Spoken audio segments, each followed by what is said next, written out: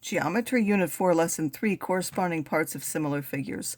So in this lesson, we want to look more at similar figures and understand their properties, and then use those to find different things based on those properties. So we know that angle measures, shape, collinearity, orientation are preserved by similarity transformations. We also know that lengths are related through a scale factor. They get either bigger or smaller. It's the ratio of the image to the preimage is the scale factor. But we want to look specifically at two things, and that is the corresponding angles are congruent because angle measures are preserved. And then the corresponding sides, their length is not preserved, but the lengths are in proportion. So what does that mean? If we have a triangle and that little squiggle in between there means similar, or similar to, as opposed to congruent, which looks like this, then all of the angles still, we have the same relationships just like what we had when they were congruent. A will match X, B will match Y, C will match Z. But the lengths before AB would have been equal to XY when they were congruent.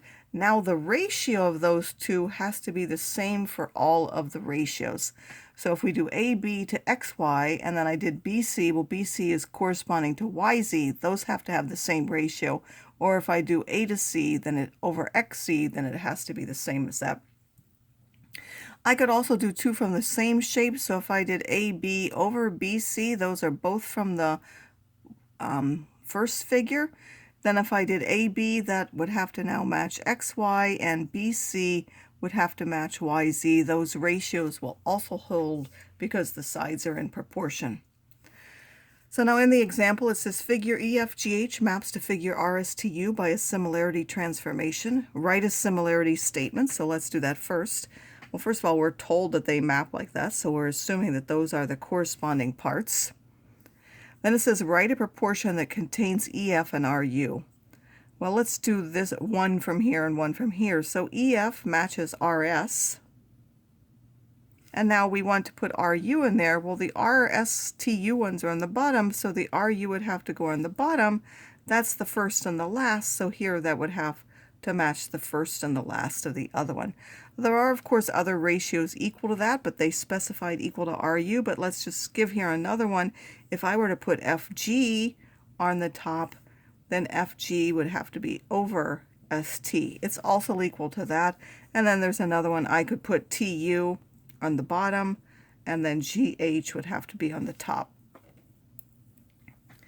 Which angles are congruent? Well, G, which is the third one here, has to map to the third one there, or match the third one, and the fourth one here would have to match the fourth one there.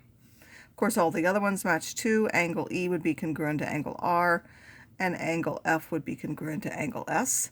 The scale factor, now these could be the scale factor, but they have to be the image over the preimage. It says we're mapping this to this, so this is the image. Its lengths have to be at the top. So we could take any one of these and turn them upside down. That would be the scale factor. So I could do RS over EF, I could do RU over EH, ST over FG, or TU over GH. Those would be the scale factor.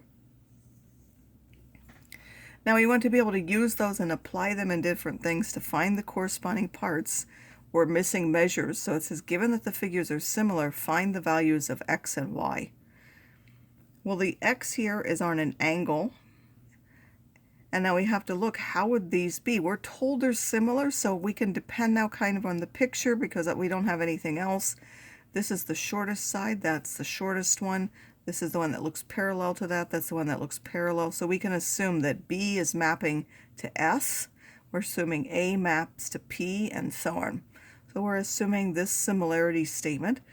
So now C will match R. We know that the angles are congruent, so 4x plus 27, which is the measure of C, has to be equal to 95, which is the measure of R.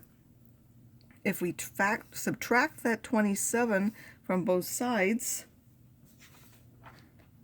we end up with 68. And if you divide by 4, you'll get x is equal to 17.